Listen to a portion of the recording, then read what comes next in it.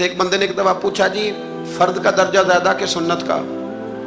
फरमाने लगे फर्ज का। तो कहने लगे फिर सीधा मुंह धोया करें। आप वुजू में पहले हाथ धोते हैं, फिर कुल्ली करते हैं, फिर नाक में पानी डालते हैं। तो मुंह, फर्ज तो मुंह धोना है पहले, हाथ धोना भी वुजू में सुन्नत है, नाक में पानी डालना भी सुन्नत है, कुल्ली करना भी।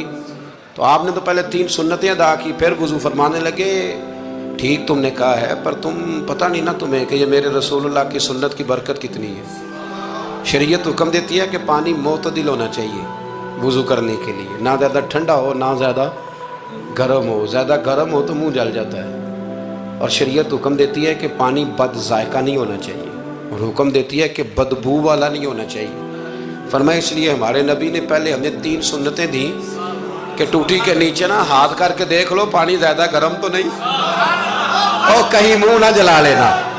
और फिर हमारे नबी ने हमें सुन्नत दे के बताया कि मुंह में डाल के देख लो बद जायका तो नहीं।